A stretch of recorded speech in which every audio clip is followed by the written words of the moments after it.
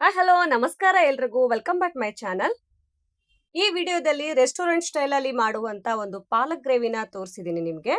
So ನೀವು ಕೂಡ ಸಹ ಇದನ್ನ ಮನೆಯಲ್ಲಿ ಈಸಿಯಾಗಿ ಮಾಡಬಹುದು. ಸ್ವಲ್ಪ ಲೆಂತ್ ಇದೆ ಫ್ರೆಂಡ್ಸ್ ಈ ವಿಡಿಯೋ, ಹಾಗಾಗಿ ಸ್ಕಿಪ್ ಮಾಡದೆ ನೋಡಿ.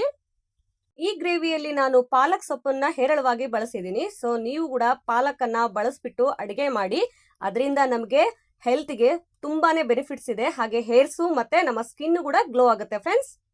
ಗ್ರೇವಿ ಜೊತೆ ಚಪಾತಿ ಅಥವಾ ಪರೋಟ ಇಲ್ಲ ಆದ್ರೆ ಬಿಸಿ ಅನ್ನಕ್ಕೆ ಈ ಗ್ರೇವಿ ಪರ್ಫೆಕ್ಟ್ ಆಗಿರುತ್ತೆ.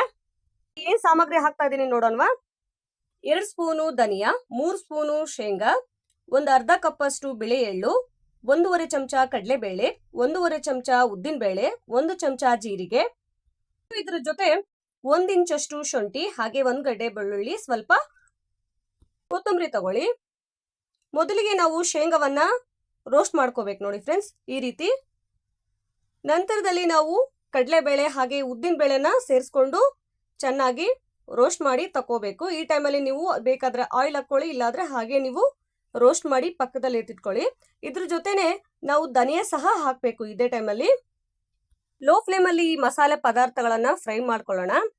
ಈಗ ಜೀರಿಗೆನ ಸೇರಿಸ್ತಾ ಇದ್ದೀನಿ ನೋಡಿ. ಇದ ನಂತರ ನಾವು ಬಿಳಿ ಎಳ್ಳನ್ನ ಸೇರಿಸ್ಕೊಳ್ಳೋಣ. ನಿಮ್ಮ ಹತ್ರ ಬಿಳಿ ಎಳ್ಳು ಇಲ್ಲ ಅಂದ್ರೆ ಕಪ್ಪೆಳ್ಳನ್ನ ನೀವು ಹಾಕೋಬಹುದು.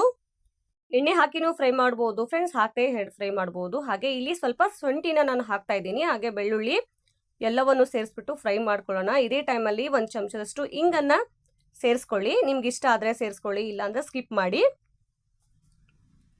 ನೋಡಿ.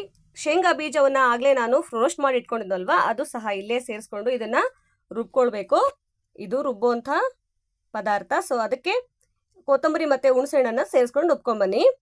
ಒಗ್ಗರಣೆಗೆ ಏನೆಲ್ಲ ಬೇಕಂತ ನೋಡ್ಕೊಂಬರೋಣ. ಎಣ್ಣೆ, ಸಾಸಿವೆ, ಜೀರಿಗೆ, ಹಾಗೆ ಉದ್ದಿನ ಬೇಳೆ, ಕಡಲೆಬೇಳೆ, ಸ್ವಲ್ಪ ಅರಿಶಿಣ, ಸ್ವಲ್ಪ ಗರಂ ಮಸಾಲ, ಹಾಗೆ ಕರಿಬೇವು, ಈರುಳ್ಳಿ ಮತ್ತೆ ಟೊಮೊಟೊ ಸ್ವಲ್ಪ ಜಾಸ್ತಿ ತಗೊಳ್ಳಿ. ಇಲ್ಲಿ 2 ರಿಂದ 3 ಟೊಮೊಟೊ ತಗೊಂಡಿದ್ದೀನಿ, 2 ಈರುಳ್ಳಿ ತಗೊಂಡಿದ್ದೀನಿ ಫ್ರೆಂಡ್ಸ್ ನಾನು, ದೊಡ್ಡದಾಗಿರುವಂತದ್ದು. ಹಾಗೆ ಸ್ವಲ್ಪ ಖಾರ, ರುಚಿ ತಕ್ಕಷ್ಟು ಉಪ್ಪು. ಹಾಗೆ ನೋಡಿ ಇಲ್ಲಿ ಸಣ್ಣದಾಗಿ ಹೆಚ್ಚಿರುವಂತಹ ಒಂದು ಪಾಲಕ್ ಸೊಪ್ಪನ್ನ ನೀಟಾಗಿ ಕಟ್ ಮಾಡಿ ಇಟ್ಕೊಂಡಿರೋದು. ಇದು 3 ಕಟ್ ಇದೆ ಫ್ರೆಂಡ್ಸ್. ಈಗ ರುಬ್ಕೊಂಡ್ ಬಂದಿರುವಂತ ಮಸಾಲೆ ತೋರಿಸ್ತಾ ಇರೋದು. ಹಾಗಾದ್ರೆ ಬನ್ನಿ ಮಾಡೋಣ. ಒಂದು ಬಾಣಲೆ ಇಟ್ಟಿದ್ದೀನಿ, ಅದು ಈಗಾಗಲೇ ಕಾದಿದೆ. ಸ್ವಲ್ಪ ಆಯಿಲ್ ಹಾಕೋಣ. ಸ್ವಲ್ಪ ಈ ಗ್ರೇವಿಗೆ ಆಯಿಲ್ ಸ್ವಲ್ಪ ಜಾಸ್ತಿ ಇರಬೇಕು. ಎಣ್ಣೆನ ಸ್ವಲ್ಪ ಮುಂದಾಗೆ ಹಾಕಿ, ಹಾಗೆ ಸಾಸಿವೆ ಮತ್ತೆ ಜೀರಿಗೆ ಹಾಕಿ ಅದು ಚಟಪಟ ಅಂದ ನಂತರ ಅದಕ್ಕೆ ಕಡಲೆಬೇಳೆ ಮತ್ತೆ ಉದ್ದಿನ ಬೇಳೆನ ಹಾಕೊಳ್ಳಿ. ಹಾಗೆ ಸ್ವಲ್ಪ ಕರಿಬೇವನ್ನ ಹಾಕ್ಬಿಟ್ಟು ಈರುಳ್ಳಿನ ಹಾಕಿ ಈ ಟೈಮಲ್ಲಿ. ಸೊ ಅದು ಸಹ ಚೆನ್ನಾಗಿ ಫ್ರೈ ಆಗಬೇಕು. ಎಣ್ಣೆಯಲ್ಲಿ ಹಾಕಿದ ನಂತರ ಈರುಳ್ಳಿ ಟ್ರಾನ್ಸ್ಪರೆಂಟ್ ಆಗುತ್ತೆ, ಹಾಗೆ ರೋಸ್ಟ್ ಆದ್ಮೇಲೆ ಚೆನ್ನಾಗಿರುತ್ತೆ ಫ್ರೆಂಡ್ಸ್ ಅದು.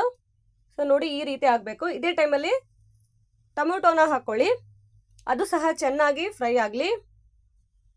ನೋಡಿ ಈ ರೀತಿ ಆಗ್ಬೇಕದು. ಚೆನ್ನಾಗಿ ಕುದಿತಾ ಇದೆ ಅಲ್ವಾ, ಇದೇ ರೀತಿ ಕುದಿತಾ ಇರಬೇಕು ನೋಡಿ. ಈ ಟೈಮಲ್ಲಿ ನಾವು ಪಾಲಕ್ ಸೊಪ್ಪನ್ನ ಹಾಕೊಳ್ಳೋಣ. ನೋಡಿ ನಾನಿಲ್ಲಿ ಜಾಸ್ತಿ ಕ್ವಾಂಟಿಟಿಲಿ ತಗೊಂಡಿದ್ದೀನಿ ಪಾಲಕ್ ಸೊಪ್ಪು. ನಿಮಗೆ ಬೇಕಾದ್ರೆ ನೀವು ಒಂದೇ ಕಟ್ಟಲ್ಲಿ ನೀವು ಮಾಡ್ಕೋಬಹುದು ಇದನ್ನ ನೋಡಿ. ಚೆನ್ನಾಗಿ ಇದು ಎಣ್ಣೆಯಲ್ಲಿ ಫಸ್ಟ್ ಕುದಿಬೇಕು ಫ್ರೆಂಡ್ಸ್. ಈಗ ಸ್ವಲ್ಪ ಅರಿಶಿನವನ್ನ ಸೇರಿಸ್ಕೊಳ್ಳೋಣ ನೋಡಿ. ಅರಿಶಿನ ಹಾಕೊಂಡ ನಂತರ ಸ್ವಲ್ಪ ಖಾರದ ಪುಡಿನ ಹಾಕೊಳ್ಳೋಣ. ನಿಮಗೆ ಎಷ್ಟು ಬೇಕು ನೋಡಿಕೊಂಡು ಖಾರವನ್ನ ನೀವು ಇಲ್ಲಿ ಹಾಕೋಬಹುದು. ನೀವು ಬೇಕಾದ್ರೆ ನೀವು ಗ್ರೀನ್ ಚಿಲ್ಲಿ ಸಹ ಇಲ್ಲಿ ಸೇರಿಸ್ಬೋದು. ಉಪ್ಪನ್ನ ಹಾಕಿದ್ದೀನಿ. ಹಾಗೆ ನೋಡಿ ಚೆನ್ನಾಗಿ ಇದು ಮಿಕ್ಸ್ ಆಗಬೇಕು. ಖಾರ ಉಪ್ಪು ಚೆನ್ನಾಗಿ ಕಲಿಬೇಕು ಫ್ರೆಂಡ್ಸ್. ಇದೇ ಟೈಮಲ್ಲಿ ಮಸಾಲೆನ ಹಾಕ್ಬಿಟ್ಟು ಚೆನ್ನಾಗಿ ಕುದಿಸಿ. ನಂತರದಲ್ಲಿ ಸುತ್ತಲೂ ಎಣ್ಣೆ ಬರುತ್ತೆ ಫ್ರೆಂಡ್ಸ್, ಅದು ಎಣ್ಣೆ ಅದೇ ಬಿಡುತ್ತೆ. ತಳ ಒತ್ತದೇ ಇರೋ ರೀತಿಲಿ ಸಣ್ಣದಾದ ಉರಿಲಿ ಇಟ್ಕೊಂಡು ಇದನ್ನ ಕುದಿಸಿ. ಈ ಟೈಮಲ್ಲಿ ನಿಮಗೆ ಎಷ್ಟು ಬೇಕು ನೀರು ನೋಡಿಕೊಂಡು ಸೇರಿಸ್ಕೊಳ್ಳಿ.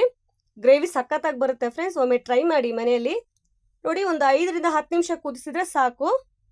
ಸ್ವಲ್ಪ ಲೆಂತಿ ಆಯ್ತು ಫ್ರೆಂಡ್ಸ್ ಈ ವಿಡಿಯೋ, ಸಾರಿ ಅದಕ್ಕೆ.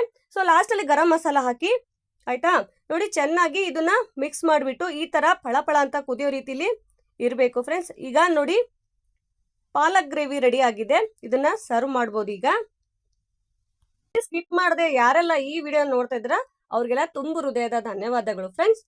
ಮತ್ತೆ ಇದೇ ರೀತಿ ಒಳ್ಳೆ ಒಂದು ವಿಡಿಯೋದೊಂದಿಗೆ ಮತ್ತೆ ಸಿಗ್ತೀನಿ. ಇದನ್ನ ನೀವು ನಿಮ್ಮ ಮನೆಯಲ್ಲಿ ಒಮ್ಮೆ ಟ್ರೈ ಮಾಡಿ. ನಿಮ್ಮ ಫ್ರೆಂಡ್ಸ್ ಹಾಗೆ ನೈಬರ್ಸ್ ಕೂಡ ಈ ರೆಸಿಪಿ ಬಗ್ಗೆ ಹೇಳಿ. ವಿಡಿಯೋ ಇಷ್ಟ ಆದ್ರೆ ಒಂದು ಲೈಕ್ ಮಾಡೋದನ್ನ ಮರಿಬೇಡಿ ಫ್ರೆಂಡ್ಸ್. ಯಾರೆಲ್ಲ ಸಬ್ಸ್ಕ್ರೈಬ್ ಮಾಡದೆ ನೋಡ್ತಾ ಇದ್ದೀರಾ ಹಾಗೆ ಸಬ್ಸ್ಕ್ರೈಬ್ ಮಾಡ್ಕೊಳ್ಳಿ ಫ್ರೆಂಡ್ಸ್. ಮತ್ತೆ ಮುಂದಿನ ಒಂದು ವಿಡಿಯೋದಲ್ಲಿ ಸಿಗ್ತೀನಿ. Bye friends.